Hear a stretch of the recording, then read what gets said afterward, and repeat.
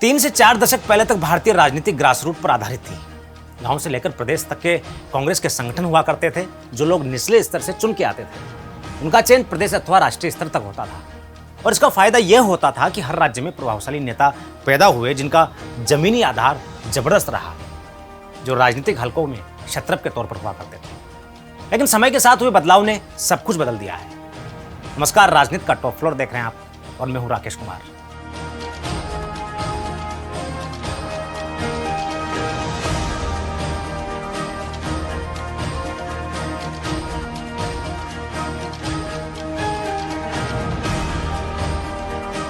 Top floor में आज का जो विषय है वो वर्तमान दलगत राजनीति में कम होते क्षत्रपों के ऊपर है। आखिर राष्ट्रीय राजनीति में ऐसा क्या हुआ तो क्षेत्रीय क्षत्रपों की संख्या लगातार कम होती चली गई। हालात ये हैं कि अब राजनीति में तमाम दिशा निर्देश पार्टी आलाकमान तय करने लगे और ये बदलाव इंदिरा गांधी के सत्ता संभालने के साथ हुआ है। इंदिरा गांधी की सरकार संभालने के साथ ही फैसले ऊपर से लिए जाने लगे। क्षेत्रीय क्षत्रपों के हाथ से ताकत को खत्म कर दिया गया और इंदिरा ने इसके लिए बेहतर फार्मूला निकाला। राज्य में अपने वफादारों की नई फौज तैयार कर ली थी और कांग्रेस आज उसी कार्यों का परिणाम भुगत रही है।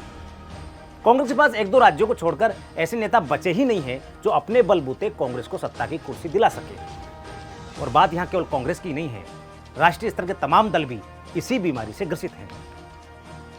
सार यह है कि भारतीय राजनीति विपरीत दिशा में लगातार चल रही है और अब पूरी राजनीति ही आलाकमान से संचालित होने लगी है। दरअसल भारतीय जनता पार्टी में भी यही हो रहा है। लोग समझते हैं कि बीजेपी में नए नेतृत्व के आने से सब कुछ बदल गया है, लेकिन ये अधूरा सच है।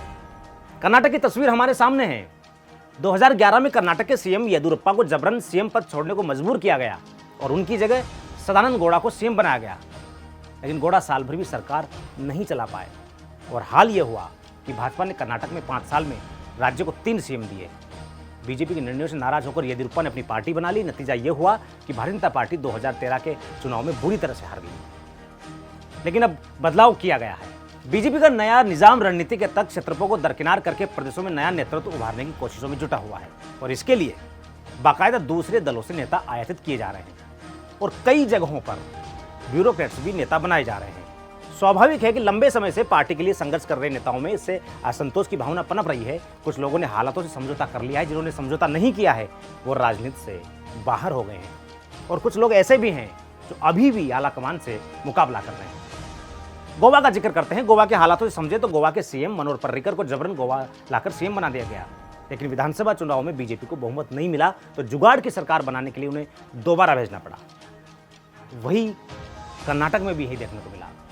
2018 का चुनाव येदियुरप्पा के नेतृत्व में लड़ा गया, लेकिन इस चुनाव में बीजेपी बहुमत से 7 सीटें पीछे रह गई और इसीलिए कांग्रेस और जेडीएस ने मिलकर सरकार बना ली।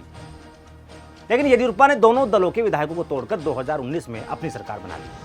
भाजपा आलाकमान ने उम्र सीमा तय कर रखी थी, लेकिन उसे 76 वर्ष के येदियुरप्पा को सीएम बनाना पड़ा क्योंकि उनसे बड़ा क्षत्रप वहां कोई नहीं है। दरअसल कर्नाटक की राजनीति में जितना बड़ा कद येदियुरप्पा का है, उतना ही बड़ा कद राजस्थान की सियासत में पूर्व मुख्यमंत्री वसुंधरा राजे का भी है और यहाँ भी हालात वही हैं।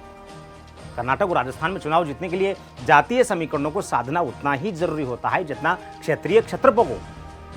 साल 2014 का चुनाव जीतने के बाद भारतीय जनता पार्टी आलाकमान ने वसुंधरा राजे को केंद्र में मंत्री बनाने की पेशकश की गई थी, लेकिन वसुंधरा राजे तैयार नहीं हुई और वसुंधरा को मनोहर पर्रिकर के जैसे जबरन लेकर आना संभव नहीं था क्योंकि राजे के साथ बीजेपी के विधायक चट्टान जैसे खड़े थे और ये बात आलाकमान को अच्छे से पता थी कि वसुंधरा राजे के साथ जबरदस्ती की गई तो राजस्थान भाजपा में 2 फाड़ हो जाएगी, क्योंकि इससे पहले राजे पार्टी आलाकमान को अपने तेवर दिखा चुकी थी। विधानसभा चुनाव से पहले गुलाब चंद कटारिया ने पदयात्रा निकालने की घोषणा की थी।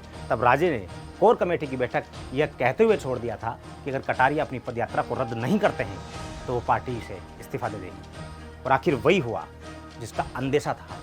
कटारिया को अपनी पदयात्रा को रद्द करना पड़ा। साल 2013 का वक्त था। वसुंधरा के नेतृत्व में बीजेपी में जबरदस्त वापसी करते हुए राजस्थान में पूर्ण बहुमत की सरकार बनाई। वही 2018 में पीएम मोदी के चेहरे पर चुनाव लड़ा गया। नतीजा यह हुआ कि बीजेपी विधानसभा चुनाव हार गई। पीएम मोदी का चेहरा राजस्थान के चुनाव में असफल साबित हुआ। यही नहीं, मोदी के चेहरे पर बीजेपी 2018 में हुए चुनाव में राजस्थान ही नहीं बल्कि मध्य प्रदेश, छत्तीसगढ़ और कर्नाटक भी नहीं जीत पाई थी। साल 2015 और साल 2020 में दिल्ली में भी बीजेपी को मात खानी पड़ी। साल 2021 में बंगाल में, 2023 में कर्नाटक में भाजपा को करारी शिकस्त झेलनी पड़ी। वहीं दूसरी ओर साल 2022 में उत्तर प्रदेश के चुनाव में क्षेत्रीय क्षत्रप योगी आदित्यनाथ के बदौलत सबसे मुश्किल चुनाव को बड़ी आसानी से जीत लिया गया। यहां तक कि गुजरात चुनाव में भूपेंद्र पटेल के चेहरे पर बीजेपी ने रिकॉर्ड बहुमत से जीत हासिल की।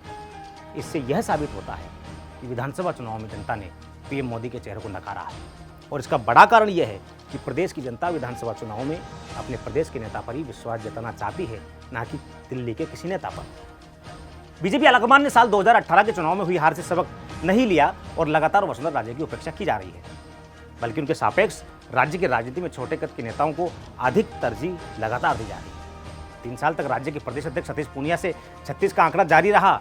दूसरी तरफ जब गुलाब चंद कटारिया को राज्यपाल बनाकर राजस्थान की राजनीति से बाहर किया गया और सतीश पूनिया को प्रदेश अध्यक्ष से हटाकर सीपी जोशी को प्रदेश अध्यक्ष बनाया गया, तो यह संदेश साफ हो गया कि भारतीय जनता पार्टी आलाकमान ने वसुंधरा राजे से नाराजगी खत्म करने का मन बना लिया है। लेकिन फिर उसके बाद राजेंद्र राठौड़ को नेता प्रतिपक्ष बनाकर पुनः गफलत की स्थिति पैदा कर दी है। एक समय में राठौड़ राज्य के बेहद करीबी नेताओं में गिने जाते थे, और हाल ही में गजेंद्र सिंह शेखावत ने राठौड़ को सीएम कैंडिडेट बताकर इस आग को फिर से हवा दे दी है। इसी साल की शुरुआत में ही जब पीएम मोदी अजमेर गए थे, तब पीएम मोदी ने खुद राज्य को अधिक महत्व दिया था। इससे राज्य की मुख्य भूमिका में वापसी के संकेतों को लगातार बल मिला था। वहीं भरतपुर में नड्डा की सभा में लगे होर्डिंग्स में राज्य के जोरदार वापसी के संकेत भी मिले थे, और उसी रैली से यह भी स्पष्ट हो गया कि राज्य ही राजस्थान चुनाव में बीजेपी की केंद्र बिंदु होगी। लेकिन गृहमंत्री अमित शाह के दिल्ली वापस लौटते ही आपसी गुटबाजी फिर से खुलकर उभरने लगी है। दरअसल प्रदेश अध्यक्ष जोशी ने प्रदेश कार्यकारिणी की घोषणा की है और उसने गुटबाजी को और तेज कर दिया है। सीपी जोशी की कार्यकारिणी में ओम बिड़ला, राजेंद्र राठौड़ के तीमारदारों की भरमार है, जबकि राज्य के समर्थकों को इस लिस्ट से बाहर रखा गया है। माना यह जा रहा है कि पार्टी आलाकमान ओम बिड़ला के कंधे पर बंदूक रखकर गोली चला रहा है, जबकि राजस्थान की राजनीति में बिड़ला छोटे कद के नेता हैं और वो वसुंधरा की भरपाई नहीं कर सकते हैं।